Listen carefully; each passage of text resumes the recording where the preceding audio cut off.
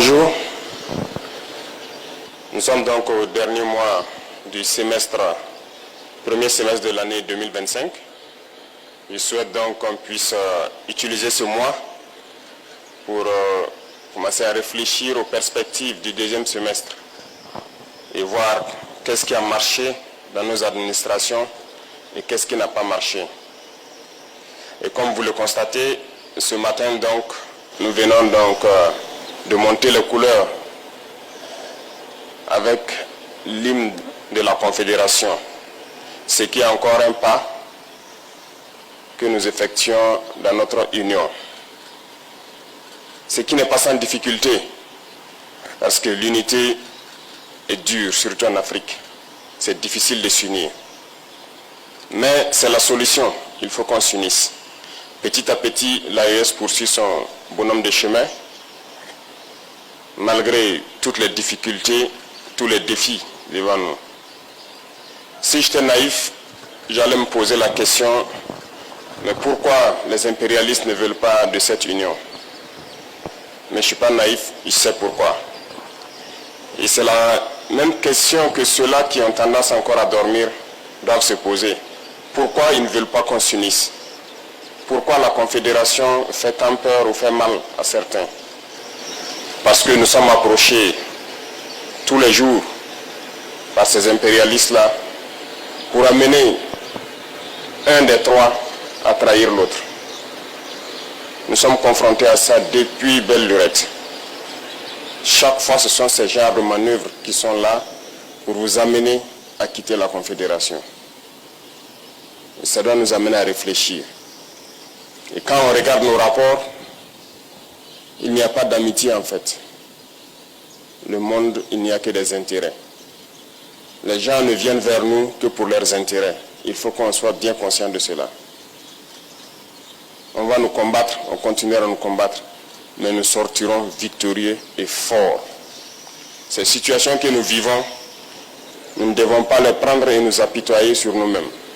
Au contraire, ça doit nous renforcer. On doit sortir très fort de cette guerre, comprendre le pourquoi on nous a tant assaillis, se forger et faire en sorte que dans les siècles à venir, nous ne connaissons pas ce genre de situation. C'est ce qu'il faut avoir à l'idée. Donc j'invite tout un chacun à redoubler d'efforts parce que le Burkinabé est connu comme quelqu'un de très courageux, très travailleur, très résilient. Et ces valeurs-là, nous devons travailler donc à les améliorer. Partout où vous partez en Afrique ou dans le monde ailleurs, vous trouverez des Burkinabés. Et ce sont ces valeurs-là qui identifient le Burkinabé. Donc nous devons tout mettre en œuvre pour être des hommes intègres, comme le nom du pays le dit, être des gens courageux, résilients, pleins d'abnégation et redoubler d'efforts dans tout ce que nous faisons pour le bonheur du Burkina, mais pour le bonheur aussi de notre confédération. Ça, c'est très important. Et une fois que nous avons atteint un certain niveau, vous comprendrez encore mieux pourquoi on nous combattait. Parce que notre pays est riche. Riche de sa valeur humaine, riche de ses valeurs morales, mais surtout riche dans son sous-sol.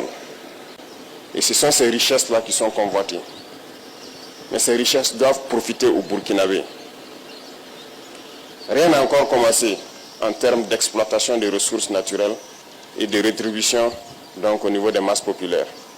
Nous pouvons changer le visage de notre pays, nous pouvons quitter cette situation de sous-développement et nous retrouver très vite un pays émergent. Il suffit de travailler. Il faut que chacun s'y mette. Autant les combattants se sacrifient au front, il faut que dans l'administration, nous arrivions à nous sacrifier aussi. Il faut que nous puissions faire en sorte de travailler au-delà de ce que nous avons l'habitude de faire, de pousser nos capacités plus loin, parce que, comme je le disais, il faut qu'on aille très vite. Et c'est en allant vite qu'on peut surprendre ceux-là qui cherchent à nous diviser, ceux-là qui cherchent à nous maintenir dans notre situation de pauvreté. Le Burkina n'est pas pauvre. Je vous le dis, je vous le répète, on est très riche. Et c'est ça notre problème majeur. C'est pour cette richesse qu'ils ne veulent pas qu'on puisse d'abord connaître qu'on est riche et pouvoir exploiter nos richesses. Et au-delà du Burkina, le Sahel tout entier est riche, immensement riche. Et je sais que vous le savez tous. Le Sahel ne restera pas pauvre. Nous continuerons notre bonhomme de chemin, continuer à construire l'AES, à être fort, résilient, faire de l'AES un espace de sécurité totale, pouvoir exploiter convenablement nos ressources et que ça puisse profiter donc à nos masses populaires.